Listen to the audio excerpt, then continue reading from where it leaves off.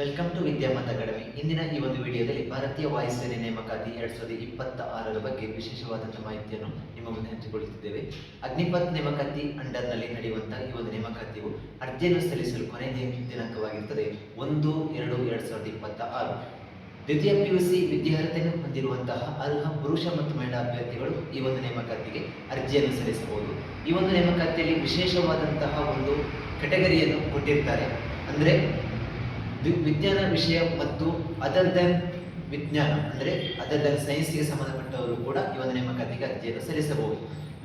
ವಿದ್ಯಾರ್ಹತೆಯನ್ನು already ನೋಡಿಯಾಗಿರ್ತದೆ. So ಮುಂದಿನ ವಿಷಯದಲ್ಲಿ ನೋಡುವುದಿದ್ರೆ ವಯೋಮಿತಿಯ ವಿಷಯದಲ್ಲಿ ವಯೋಮಿತಿಯ ವಿಷಯವನ್ನು ನೋಡುವಂಥದ್ದು ಬರುವಾಗ 1/1/2006ರಿಂದ 1/7/2009 ನಡುವೆ ಜನಿಸಿರುವಂತಹ ಅರ್ಹ ಅಭ್ಯರ್ಥಿಗಳು ಈ ಒಂದು ನೇಮಕಾತಿಗೆ ಅರ್ಜಿಯನ್ನು ಸಲ್ಲಿಸಬಹುದು.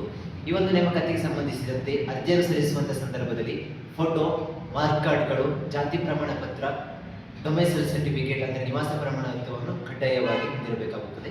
ಈ ಒಂದು ನೇಮಕಾತಿಯ ಸಂದರ್ಭದಲ್ಲಿ ನೇಮಕಾತಿ ಪ್ರಕ್ರಿಯೆಯ ವಿಷಯದಲ್ಲಿ ನೋಡುವುದಿದ್ರೆ ಲಿಖಿತ ರೂಪದಲ್ಲಿ ನಡೆಯುವಂತಹ ಪರೀಕ್ಷೆ ಅಂದರೆ CBT ಕಂಪ್ಯೂಟರ್ ಬೇಸ್ನಲ್ಲಿ ನಡೆಯುವಂತಹ ಪರೀಕ್ಷೆ ಆಗಿರುತ್ತದೆ. ನಂತರದಲ್ಲಿ ಫಿಸಿಕಲ್ ಫಿಟ್ನೆಸ್ ಅಂದರೆ ದೈಹಿಕ ಸಾಮರ್ಥ್ಯದ ಬಗ್ಗೆ ಕೂಡ ಪರೀಕ್ಷೆಯನ್ನು ಒಳಗೊಂಡಿರುತ್ತದೆ.